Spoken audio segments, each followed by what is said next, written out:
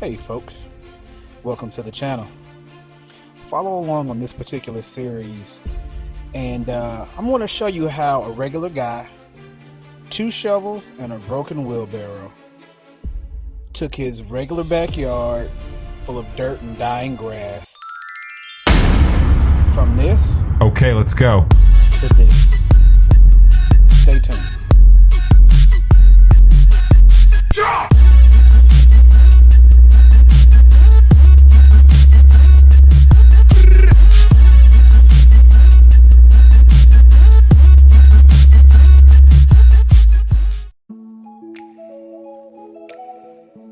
Well, it was all supposed to be really simple, right? Wrong. How did we get here? A vision, a dream, and a patch of land. So we started off with my bare backyard, which used to hold a swing set for the kids. And when we first bought this house, I noticed this hill, and nothing would grow.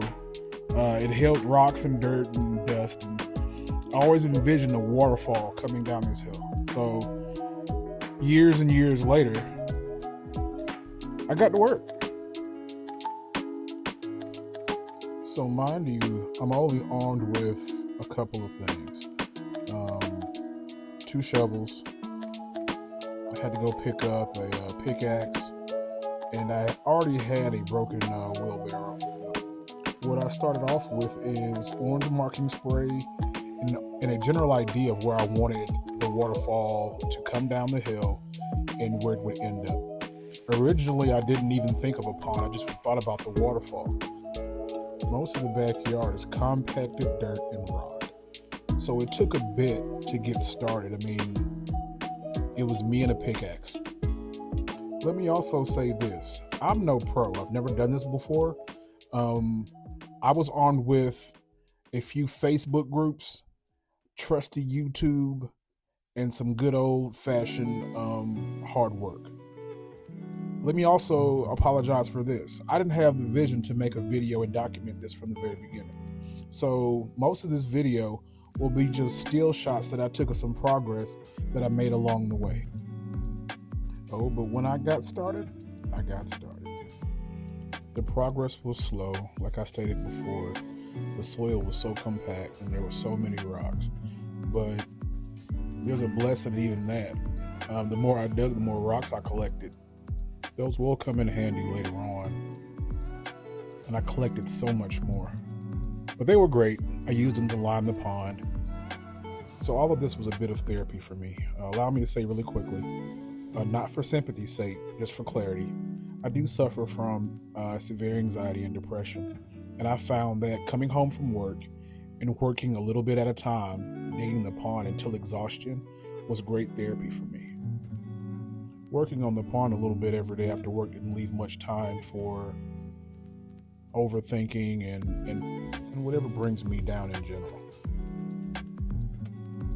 So day by day, little bit by little bit, I made progress. So once again, total novice here, just a reminder. I got deeper and it took me maybe 3 weeks to get to this point, just doing a little bit more every day. That's how difficult it was to dig these multiple layers. Yes, I said layers. Referring to the Facebook groups that I was a part of, they mentioned multiple times how you would need shelves and different levels. That came in handy later when I began stacking the rocks on the interior walls, and also it's also good for different depths for the fish. There's a shallow area and a deeper area that comes in handy later on in the winter. They like to go deeper into the water to keep a little bit more warm. Another point I'd like to make is, once again, I was a rookie here. I didn't think to mark any underground utilities, so I was as careful as I could possibly be after the fact to not come across any water pipes or phone lines or anything like that. Luckily enough for me, I didn't. After most of the digging, we ended up at approximately 14 feet front to back. And the space you see dug closest to us there at the bottom of the photograph was an area that I dug out for the skim filter. which ended up not working out in the long run after installation, but we'll get into that in another video. Here, we're approximately 17 feet across at the deepest corners. So at the deepest point, we dug approximately a little bit more than 4.5 feet deep, and the top shelf from the edge was approximately 2 feet deep. Here I got started on the waterfall. The first steps were just making a couple of stair steps, if you will, into the hill where there would be flat spots. Also, I wanted to make sure that the waterfall fed directly into maybe one of the deepest points in the pond. So from the top all the way to the water line, the waterfall is approximately 9 feet. You'd have to forgive me here. I did not take a video or photographs of myself laying the actual liner. Also, this is one of the more costly mistakes that I made throughout the process. Was the first liner that I laid was this liner. It was a low quality, inexpensive liner that after laying it and starting the rocking process, I realized it was not going to work. It was very brittle, and I ended up having to purchase a more expensive liner. Of course, I couldn't return the original, so it was very costly. So I removed that liner and ordered and added this liner, which is the liner that's still present today.